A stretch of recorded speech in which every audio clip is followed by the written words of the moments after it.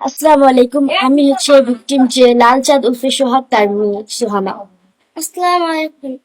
আমি ভিকটিম লাল চাঁদ উর্ফে সোহাগের ছেলে মোহাম্মদ সোহান। আমার বাবাকে ওনারা অনেক হুমকি দিছে এই দোকানটার জন্য। এই দোকানটা নিয়ে অনেক ঝামেলা চলতেছিল। ওনারা চাইছে যাতে আমার বাবার কষ্টের টাকা দিয়ে এই গোড়ার দোকানটা যাতে ওনাদের নামে করে দেয়, এবং এর বিনিময়ে 2 লাখ টাকা চাঁদা চাইছে প্রত্যেক মাসে। হ্যাঁ, এবং আমার বাবার একজন বন্ধুই তো, উনি নাম হচ্ছে ফয়সাল। উনি হচ্ছে আমার বাবাকে ফোন দিছে আপনার বাবা বের হওয়ার আগে। ফোন দিয়ে বলছে যে তুমি তাড়াতাড়ি একটু বাইরে আসো, তো তোমার দোকানের সামনে আসো।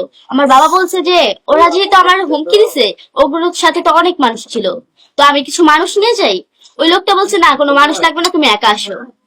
আমার বাবা তারপর আমার বাবার যে একটা যার সাথে সবসময় থাকে, আমার বাবা যে সবসময় বাবার সাথে থাকে, ওনার নাম হচ্ছে ইসমাইল, এমডি ইসমাইল। ওনাকে বলছে যে আমি ইসমাইলকে নিয়ে আসি। উনি তাও বলছে যে ইসমাইলকেও লাগবে না, কাউকে লাগবে না, তুমি একা আসো।